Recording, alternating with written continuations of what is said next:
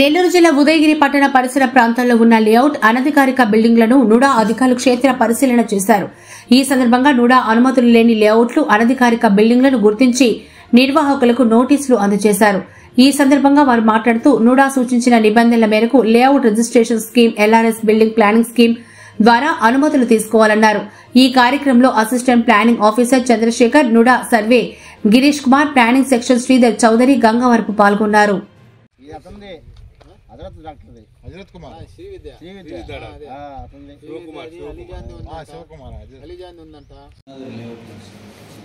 అదే వాటి కోసం వచ్చాము సార్. గుర్తించి అవేర్నెస్ చేసి అన్ని గుర్తించి రెగ్యులేట్ చేసే దానికోసం 400. ఇప్పుడు ఎంతమంది స్కీమ్లో జాయిన్ అయ్యారు సార్ వాళ్ళు? 470. 10 మీటర్లు ఎత్తు, 10 మీటర్ల ఎత్తు వరకు పంచాయత్ సెక్రటరీ ఇవ్వచ్చు. 10 మీటర్ల ఎత్తు దాటితే 300 మీటర్ల లోపు ఉన్నా కానీ కూడా ఇవ్వాల్సి ఉంటుంది. అదేవిధంగా కమర్షియల్ 100 మీటర్లైనా 1 మీటర్ కట్టినా కానీ ఎంతైనా కానీ నుడా తప్పితే పంచాయతీకి అది కాదు. అది బేసిక్.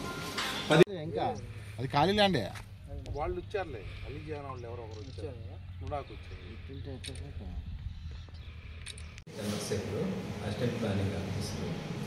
బిల్డింగ్ పెనలైజేషన్ స్కీమ్ కింద గవర్నమెంట్లో అనాథరైజ్డ్ బిల్డింగ్స్ వాటి మీద రెగ్యులేట్ చేసుకునేదానికి స్కీమ్ వచ్చింది మనకు. జియో 225 ప్రకారం ఈ అన్ని మున్సిపాలిటీల్లోనూ ప్లస్ పంచాయతీల్లో ఉన్న అనాథరైజ్డ్ బిల్డింగ్స్ అన్నీ రెగ్యులేట్ చేసుకునేదానికి ఈ స్కీము ఉపయోగించుకోమని వచ్చిందండి. దానికోసం వచ్చాము మేము. అక్కడ అనాథరైజ్డ్ బిల్డింగ్స్ ఏమన్నా వెరిఫై చేసి వాటిని అక్కడ రెగ్యులేట్ చేసుకునేదానికి పంచాయతీ సెక్రటరీకి అందరికీ అవేర్నెస్ చేసేదానికి వచ్చాము. డిప్యూటీ ఎంపీడీఓ ఈ ఏదైతే ఎల్ఆర్ఎస్ స్కీమ్ ఉందో పాత లేఅవుట్లో ఎవరైతే కొనుగోలు చేసి రిజిస్ట్రేషన్ చేసుకుంటారో వారందరికీ కూడా కనీసం ఆ లేఅవుట్లో ఒక వ్యక్తి ముందుకు వచ్చినా కానీ అదే రిజిస్టర్డ్ డాక్యుమెంట్ ఇస్తే ఐపీఎల్పీని నుడావారు తయారు చేస్తారు. ఇన్స్టిట్యూషన్ లేఅవుట్ అనేది దాని ప్రకారం ఏ వ్యక్తి ముందుకు వస్తుందో ఆ వ్యక్తికి ఛార్జెస్ సార్ చెప్పినట్టు 14% 7% పడుతుంది. అదేవిధంగా ఆ లేఅవుట్ మొత్తం అప్రూవల్ అవుతుంది. లేఅవుట్ అప్రూవల్ అవుతుంది. తర్వాత మనం ఎవరు బిల్డింగ్ కట్టుకోవాలనుకున్నా కానీ ఆ బిల్డింగ్లో పర్మిషన్ తీసుకుంటే ఇది ఈజీ అవుతుంది. రెసిడెన్షియల్ అయితే పంచాయతీ స్థాయిలో, లేదు కమర్షియల్ అయితే నుడా పరిధిలో. సో ఈ రకమైన ఆదేశాలు ఉన్నాయి.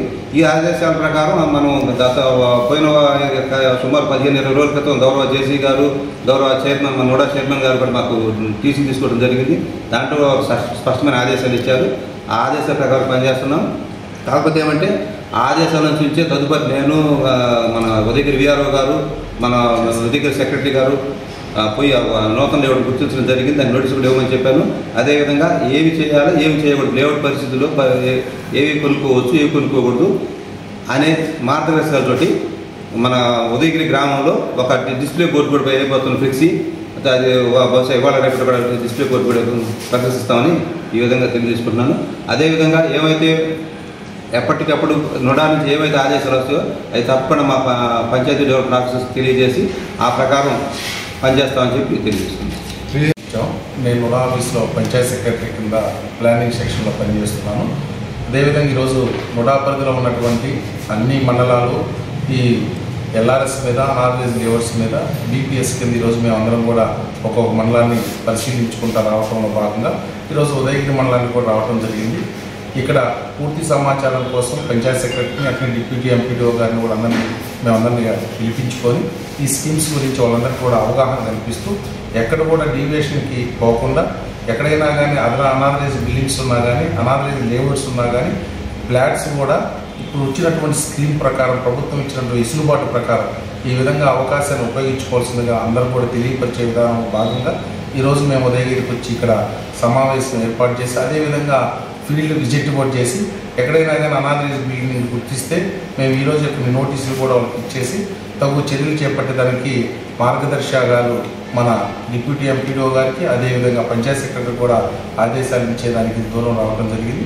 అదేవిధంగా మీడియా మిత్రులు కూడా ఈ స్కీమ్ గురించి కూడా అందరూ కూడా మీ ద్వారా కొంచెం అవగాహన కల్పిస్తే, ఎందుకంటే ఈ స్కీమ్స్ మీద కొంతమందికి అవగాహన ఉండొచ్చు. అందుకని వాళ్ళు సరైనటువంటి విధానంలో వచ్చి చేయించుకునేదానికి కూడా అవగాహన ఉన్నది కాబట్టి మీడియా మిత్రుల ద్వారా కూడా ఈ స్కీముల గురించి కూడా మీరు కూడా కొద్దిగా ప్రచార మాధ్యమాల్లో కొంత సమాచారం ఇవ్వగలిగితే అందరూ కూడా ఈ స్కీమ్ను ఉపయోగించుకొని వాళ్ళకి పెట్టేటటువంటి గతంలో పడేటువంటి ఛార్జెస్ ఈరోజు 14% నుంచి 7% తగ్గించి ఈరోజు వెసులుబాటు కల్పించడం జరిగింది. కాబట్టి జిల్లా మొత్తంలో కూడా మనకి ఈరోజు రాష్ట్రం మొత్తం మీద తీసుకుంటే మన నెల్లూరు జిల్లాలో ఎక్కువ ఎల్ఆర్ఎస్ చేయటం కూడా గర్వకారణంగా ఉంది. ఈరోజు మన నుడాలో ఎక్కువ ఈ సమాచారాన్ని గ్రౌండ్ లెవెల్లోకి పంపించేదానికి కూడా నుడా తరఫు నుంచి మా చైర్మన్ గారు, అదే పిఓ మేడం, మా వీసీ గారు అందరూ కూడా దీన్ని ఒక యుద్ధ ప్రాతిపదిక మీద ప్రతిరోజు కూడా మేము టెలికాన్ఫరెన్స్, వీడియో కాన్ఫరెన్స్లు పెట్టుకొని సమాచారం ద్వారా